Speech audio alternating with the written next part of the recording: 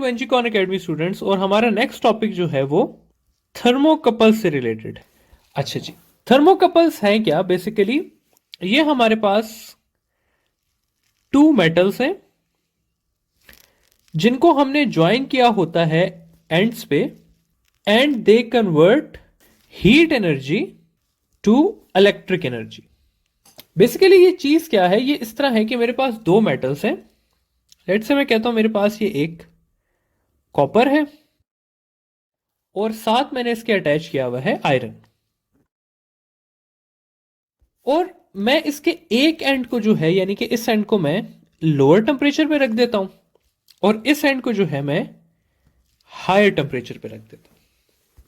तो इससे क्या होगा कि इलेक्ट्रॉन्स जो हैं वो ट्रेवल करेंगे from higher temperature to lower temperature. ठीक है, और दो मेटल्स लगाने का क्या जरूरत थी हमें? हम एक भी क्यों नहीं लगाया? तो दो मेटल्स को हम इसलिए लगाते हैं टू क्रिएट कंसंट्रेशन डिफरेंस। इसका क्या मतलब है ये जरा देखते हैं। अब देखिए स्टूडेंट्स, इस केस में जो है हमारे पास कॉपर के पास जो है वो ज्यादा इलेक्ट्रॉन्स हैं और आयरन के पास जो है वो थोड़े इलेक्ट्रॉन हैं। तो होगा क्या कि जब इलेक्ट्रॉन यहां से जाएगा तो अगर यहां से भी उतने ही इलेक्ट्रॉन्स आ रहे हों तो हमारे पास कोई फर्क नहीं पड़ेगा, इसके अंदर करंट फ्लो नहीं कर सकेगा। हमें यह चाहिए कि ऊपर से हमारे पास ज्यादा इलेक्ट्रॉन्स आए और नीचे हमारे पास कम इलेक्ट्रॉन्स हो, ताकि वो इलेक्ट्रॉन्स यहां पर जाके मूव कर सके।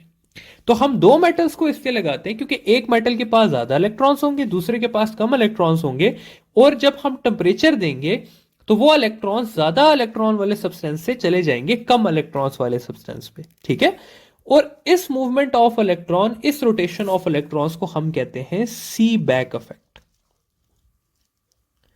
ठीक है, सी बैक इफेक्ट बेसिकली क्या है? सी बैक इफेक्ट यही है हमारे पास कि conversion of heat to electric current. जब हम दो डिफरेंट कंसंट्रेशन इलेक्ट्रॉन्स को, एटम्स, इलेक्ट्रॉन्स वाले सब्सटेंसेस को आपस में ज्वाइन करते हैं। ठीक है, अच्छा, अब हमने आगे चलना है और देखना है कि भाई ये करंट की कैरेक्टरिस्टिक क्या है, क्योंकि इसके आगे हमें दो चीजें चाहिए होंगी। एक न्यूट्रल टेम्परेचर हमने स्टडी करना है और दूसरा हमने इन्वर्जन टेम्परेचर स्टडी करना है। तो अब जाते हैं जरा और प्लॉट करते हैं ग्राफ बिटवीन, हम ग्राफ प्लॉट करते हैं बिटवीन टेम्परेचर और साथ हम प्लॉट कर लेते हैं बिटवीन हमारा जो करंट है, थर्मिक, ये थर्मोकपल की जो पोटेंशियल है या करंट है, जो भी हम ले लें। अच्छा, अब हम ये देखते हैं स्टूडेंट्स कि ग्राफ जो है वो हमारे पास इस तरह का आता है कि शुरू में तो जब मैं टेम्परेचर ज्यादा कर रहा होता हूं तो वो ज्यादा हो रहा होता है, लेकिन आहिस्ता आहिस्ता उसकी पीक कम होने जाती है और एक वक्त आता है कि जब वो पीक कांस्टेंट हो जाती है। और जिस टेम्परेचर पे वो पीक कांस्टेंट होती है स्टूडेंट्स, उस टेम्परेचर को हम कहते हैं कि ये हमारा न्यूट्रल टेम्परेचर है। अच्छा, अब सवाल ये पैदा होता है कि भाई ये न्यूट्रल टेम्परेचर क्यों अचीव हुआ? तो देखिए स्टूडेंट्स, एक हमारे पास ये मेटल था, दूसरा जो था वो हमारा ये मेटल था।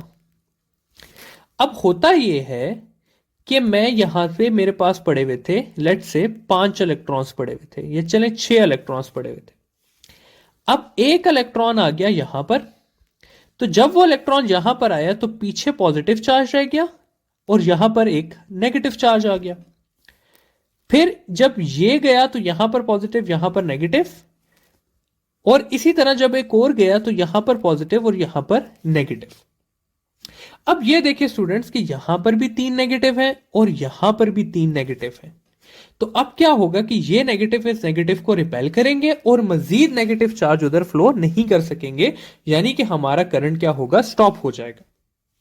तो इस वजह से क्या होता है कि हमारे पास न्यूट्रल टेम्परेचर आ जाता है। अब क्या होगा कि अगर अब मैं इससे और हीट दूंगा तो वो करंट ज्यादा नहीं होगा बल्कि वो कम होना शुरू हो जाएगा।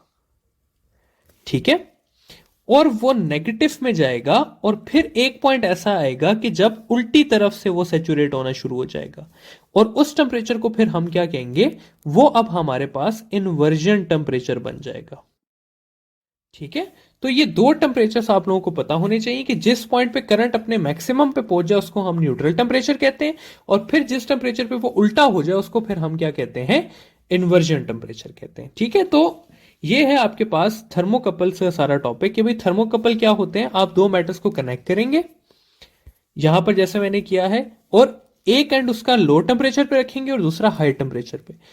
इलेक्ट्रॉन्स फ्लो करेंगे फ्रॉम हाई टू लो, और आपने दोनों जो मेटल्स हैं उनके बीच में कंसंट्रेशन डिफरेंस रखना है, यानी कि एक कॉपर रखा है तो दूसरा आयरन, एक गोल्ड रखा है तो दूसरा कॉपर, यानी कि दो एलिमेंट्स के बीच में इलेक्ट्रॉन्स की कंसंट्रेशन का डिफरेंस होना चाहिए। ठीक है, फिर हमने पढ़ लिया न्यूट्रल टेम्परेचर क्या होता है और इन्वर्जन टेम्परेचर क्या होता है। फाइनली हम जो है वो इसकी इक्वेशन देख लेंगे, और वो इक्वेशन है हमारे पास कि EMF produced is equal to alpha T plus half beta T square.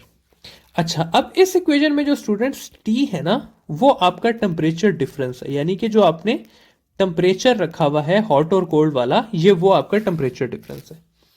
जो अल्फा है ना, वो आपका टेम्परेचर कोएफिशिएंट है, यानी कि अल्फा ही है कोएफिशिएंट ऑफ फर्स्ट मेटल, और जो बीटा है वो आपका टेम्परेचर कोएफिशिएंट है ऑफ सेकंड मेटल।